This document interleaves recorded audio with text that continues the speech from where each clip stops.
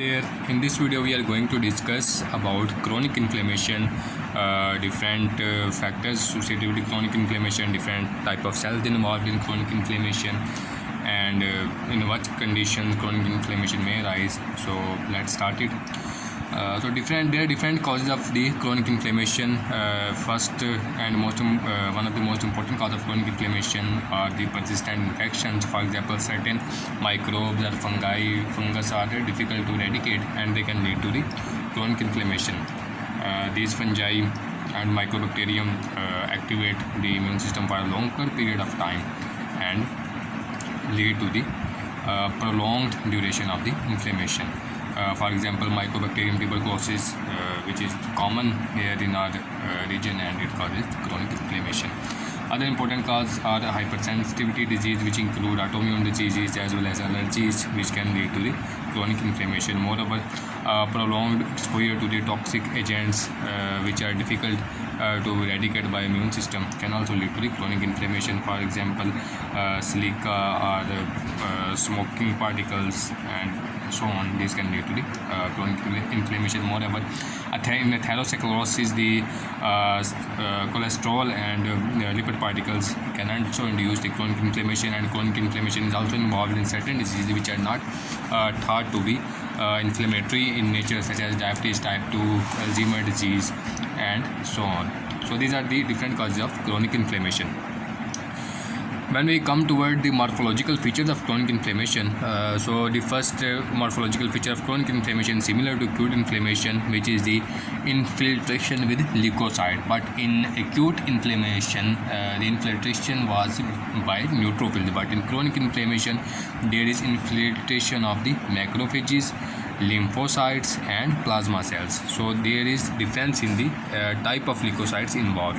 Moreover, in chronic inflammation, there is more tissue destruction, and in chronic inflammation, there are also attempts of healing found together with tissue damage. So you can say tissue damage as well as tissue repair mechanism are going on side by side in chronic inflammation, and these attempts of healing involve the angiogenesis and fibrosis going on along with the inflammatory process. Next, come on, what are the cells which are involved in chronic inflammation? So basically, different type of cells are involved in chronic inflammation, and these different type of cells include macrophages,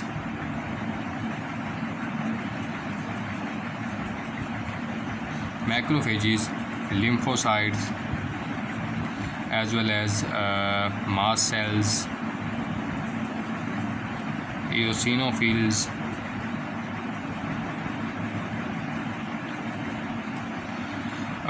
neutrophils also involved in some cases of the chronic inflammation. So how macrophages are involved in chronic inflammation? Macrophages are the most important cell in chronic inflammation. These macrophages, what they do, they basically perform one role. One of their role is a role of antigen presenting cells. They when a foreign antigen comes inside the body, they capture the antigen and display on their surface and present it to the lymphocytes, and these lymphocytes in turn release different cytokines, and these cytokines then release cytokines, and these cytokines further recruit different type of leukocytes, as well as they activate the macrophages. So you can say macrophage present antigen to lymphocytes. These lymphocytes release cytokines, and these cytokines in turn activate again other leukocytes as well as macrophages. So it is you can say circular response in which the process continues to get amplified. Moreover, the macrophages are also involved in directly in the inflammation, as well as they are directly involved in tissue repair. Okay, so when macrophages play a role in inflammation, when they are activated by classical pathway. Okay, the classical one is classical pathway of macrophage activation, and other is alternate pathway of the macrophage activation. So let's understand these pathways here. So supposedly this is a macrophage, and it is activated by classical pathway. So in classical pathway, macrophages are activated by either microbial products are tool-like receptors, ligand, or interferon gamma. When these three kinds of factors activate macrophages, they are classically activated. And this classically activated macrophage, what they do, they produce nitric oxide, they produce reactive oxygen species, and they up-regulate the production of lysosomal enzymes. Then these all three responses are responsible for killing the foreign particles. And when macrophages are alternatively activated, they are alternatively activated by interleukin 4 and interleukin 13. When they are alternatively activated, they play a role in tissue repair. How they play a role in tissue repair? They release then interleukin 10 and TGF beta, and interleukin 10 and TGF beta are basically anti-inflammatory cytokines, and these anti-inflammatory cytokines basically are involved in the repair mechanisms. So macrophages, when classically activated, they increase inflammation, and when they are alternatively activated, they decrease the inflammatory process. Okay. Next, the macrophages are basically derived from two sources here. They can be derived from bone marrow, hematopoietic stem cells in bone marrow, or they can be resident of the tissue. They can be resident of the tissue. Okay. So the cells that come from bone marrow, basically hematopoietic stem cells in bone marrow give rise to the monocytes, and these monocytes have half-life of 1 day in blood, and after 1 day they move out from the blood and they move to the tissues, and in tissues they are converted into the macrophages. So that's why about 24 to 48 hours after the inflammation, macrophages dominate at the site of injury. And other type of macrophages are resident of the tissue. These are resident or present in the liver in the form of Kupffer cells. They are present in spleen and lymph nodes. They are present in central nervous system. They are present in lungs in the form of alveolar macrophages, and so on. These resident of the tissues, these macrophages are basically derived from the embryonic yolk sac. Okay, these are derived from embryonic yolk sac or fetal liver, and they have life in years. So macrophages, what role they played? They are basically presented antigen to leukocytes, and they activated the leukocyte, and leukocyte in turn activated the macrophages, and macrophages are activated by classical pathway as well as alternative pathway. In classical pathway they increase inflammation, in alternative pathway they decrease inflammation, and macrophages arise from fetal liver, they arise from the embryonic yolk sac, which are, and the macrophages from these sources are the resident of tissues, and then can also be produced from hematopoietic stem cells at the time of injury and inflammation, and they are produced in the form of monocyte, and monocyte then travel from the blood to site of injury, and in their traveling or chemotaxis the same factors are involved, and same adhesion molecule and selectin integrins are involved, which were involved previously in case of neutrophils. Okay, here so next we move on. One more thing is classically activated macrophages are called M1, and alternatively activated macrophages are called M2. Next we move on and we come toward the role of lymphocytes here. Lymphocytes also play very important role in chronic inflammation. Lymphocytes are of two types, basically CD4 lymphocyte and CD8 lymphocyte. CD4 lymphocyte are helper T cells, and CD8 are cytotoxic T cells. Okay, and the CD4 T cells they have further subsets, and in their further subset we study here there are TH1, they are TH2, they are TH17. They differ in their family of cytokines released by them. TH1 cells release interferon gamma, and this interferon gamma classically activates the macrophages. TH2 release interleukin 4, 5 and 13, which alternatively activate macrophages and also recruit eosinophils. And TH17 are basically responsible for recruitment of neutrophils and also lead to the production of other cytokines. So these are role of helper T cell. Helper T cell basically regulating the inflammation by producing different cytokines. And what do cytotoxic and CD8 T cell do? CD8 T cell are the directly killing cells, and they directly kill the injurious agent, which we are not going to discuss here. We are going to discuss only helper T cells here. Okay. These were the lymphocyte and helper T cells, and the lymphocyte they are also activated B lymphocytes. CD8 and CD4 are called T lymphocyte, and the other type is B lymphocyte. You can say lymphocytes are first point I missed here. Lymphocytes are T lymphocytes and B lymphocytes, and T lymphocytes are further into CD4 and CD8. So B lymphocytes are responsible for production of antibodies, and these antibodies can also have a role in the inflammatory process, and they are found in the chronic inflammation. And these different macrophages and antigen presenting cells and lymphocyte and plasma cells which release antibodies, they can cluster together at the site of chronic inflammation, and they can produce a lymphoid structure. These lymphoid structures are called tertiary lymphoid organs, and these tertiary lymphoid organs are commonly seen in long-standing rheumatoid arthritis, or you can say Hashimoto thyroiditis, or in gastric mucosa with H. pylori infection, and so on. Some other cells involved in chronic inflammation are eosinophils. Eosinophils are basically involved in parasitic infections. They have granules which contain major basic protein. This major basic protein is their potent defense mechanism against the parasites. They are increased in parasitic infection. Other are mast cell. Mast cell are similar to basophil, but they are found in connective tissues. And these mast cell have important receptor FcER1 receptor, and this receptor binds to IgE antibodies. When it binds to IgE antibodies, it releases histamine and other inflammatory mediators which induce the inflammation at the site. Okay, supposedly this is a mast cell here, and on its surface there is a receptor. This receptor is FcER1 receptor here, and then IgE antibody comes here and binds here IgE antibody, which is bound to some specific antigen, and they stimulate mast cell to release histamine granules, and when histamine comes out, it causes vasodilation and increases vascular permeability and leads to the inflammation. So it is what's the role of mast cells. Then come neutrophils. Neutrophils are also involved in some cases of chronic inflammation. For example, they can be involved in osteomyelitis, and they can be involved in pseudomonas infection. They can be involved in smoking cases, and so on. And the chronic cases in which neutrophils are involved are termed as acute on chronic inflammation. Okay. The next thing we will study about chronic inflammation is granulomatous inflammation. So this kind of inflammation is a specific inflammation that leads to the formation of granulomas, and it is commonly seen in chronic infection of tuberculosis.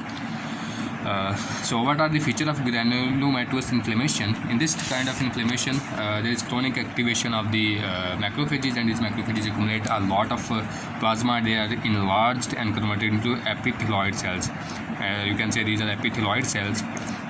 Okay, and these epithelioid cells can have a center of necrotic tissue here, where the cell lines and cell borders are lost, and outside these there can be a collection of, you can say, lymphocyte. Supposedly these are lymphocyte, and outside these lymphocyte there can be a rim of, you can say, fibroblasts. Okay, so basically this kind of inflammation is characterized by formation of granuloma, and this granuloma has epithelioid cells which are enlarged macrophages. Outside the macrophages there is a collection of lymphocyte, and outside the lymphocyte there can be fibroblasts.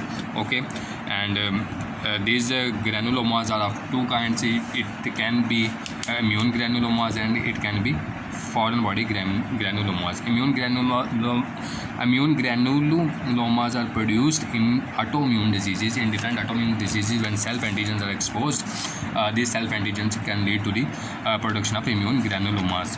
While in foreign body cases, foreign bodies such as talc or sutures or fibers which are too large to be eliminated or engulfed by macrophages, they lead to the formation of granuloma, and these foreign bodies are identified by macrophages, and they tend to engulf them but could not engulf them, and they cluster around them and produce these specific structures. Okay, then come toward the morphology. Morphology is the same here. There are epithelioid cells, and lymphocytes surround these epithelioid cell, and other surrounding them there is a fibroblast, and some enlarged, very enlarged cells, macrophages, which are called giant cells, or Langerhans giant cell, can also be found in granulomas. And these granulomas can be caseous and non-caseous. In caseating cases there is center of necrosis, while in non-caseating there is no necrosis. and these are found in multiple diseases. In tuberculosis, these granulomas are specifically called tubercle, while in some other disease they also found, and these are useful in diagnosis of specific diseases. Okay, what are the diseases which can lead to this kind of inflammation? Tuberculosis, leprosy, syphilis, cat scratch disease, sarcoidosis, and Crohn's disease. These can lead to these type of granulomas. Okay, in tuberculosis, granuloma is causating. It means it has a central region of necrosis. While in leprosy, it is non-causating, means it does not have central region of necrosis, but acid fast bacilli will be present here. In syphilis, in syphilis there is a granuloma, but in this kind of granuloma, the organism is too much difficult to identify because Treponema pallidum, which is its causative agent, is too small to identify. In cat scratch disease, gram-negative bacillus is the cause, and it is stilla-shaped granuloma, and in this type of granuloma neutrophils are present and Giant cells are uncommon or absent. And sarcoidosis, again non-causating granuloma with abundant activated macrophages. And Crohn's disease, there is again non-causating granuloma, means there is no central region of necrosis. Okay, then we come toward the systemic effect of inflammation. Whenever there is inflammation, it causes some systemic effects, which these systemic effects of the inflammation are called acute phase response. And the most common systemic effect of inflammation observed are increase in body temperature, which is called fever. Other is increase in acute phase proteins. Fever arises, body temperature increases, and acute phase proteins increase, and there is increase in WBCs, which is called leukocytosis. Okay, there can be increase in heart rate. Okay, and there can be reduction when heart rate increases. Obviously, blood pressure will also increase, and the sweating will be decreased. Sweating can be decreased. Okay, these are different systemic manifestation of the inflammation. And then why they are produced? They are produced because even if inflammation is localized, it is not systemic, it produces different cytokines. These cytokines are dissolved into the blood, and by circulation they travel different part of the body and produce different manifestations. How fever arises? Fever is basically produced in response to interleukin 1 and tumor necrosis factor. And these two factors, what they do, they lead to the production of prostaglandin PGE2, which alters the set point of the brain centers and leads to the increase in the central body temperature. And what are acute phase protein? Acute phase protein include fibrinogen, C-reactive protein, and systemic amyloid A protein. So these protein are increased in inflammation cases. And what fibrinogen do? This fibrinogen stacks the RBCs. For example, these are the blood normal RBCs. What it do? It clusters them together and produces their Rolex, and these then sediment early in the erythrocyte sedimentation rate test. As a result, ESR, erythrocyte sedimentation rate, increases, which is a diagnostic test in the inflammation cases. Okay, fibrinogen cluster the RBCs, due to which their sedimentation increases, increasing their ESR, or erythrocyte sedimentation rate. Okay, what CRP does? CRP opsonizes the foreign particles and increases their phagocytosis. And systemic amyloid A protein, it also performs some similar role. Okay, it also opsonizes the bacteria. However, if there is severe inflammation, then this systemic amyloid A protein can lead to the amyloidosis, secondary amyloidosis. Okay, it can lead to the deposit of this protein into different body parts, and it is called amyloidosis. Moreover, CRP can also increases the risk of myocardial infarction. Another increased here is hepcidin. Hepcidin is iron storing protein. When there is chronic inflammation, level of hepcidin increases. When it increases, it you can say captures the iron, and iron available for the synthesis of RBCs decreases. As a result, it can lead to the anemia. So chronic inflammation or inflammatory response can lead to the anemia due to increase in hepcidin, which captures iron, and iron available for RBC or hemoglobin synthesis decreases, and anemia is produced.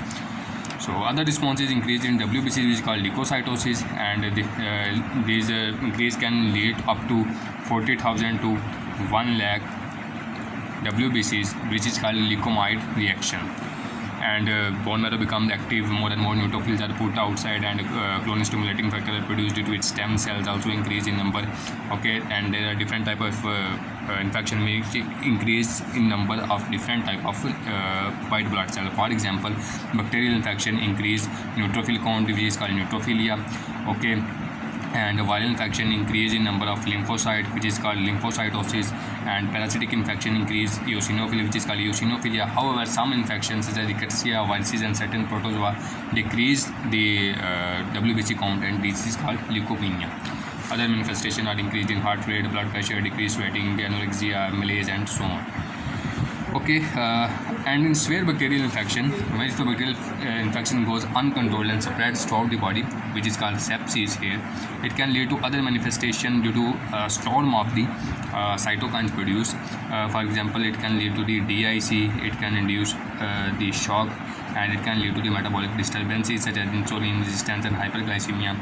This clinical triad is overall called septic shock. Patient going through shock, and it becomes difficult to treat the patient and recover him back. Moreover, if there is inflammation, there is severe inflammation, even without the involvement of bacteria, it can produce similar responses such as DIC, hypotensive shock, and metabolic disturbances, which is common in the condition of burns, severe burns, or trauma, or pancreatitis, and this condition is called systemic inflammatory response syndrome.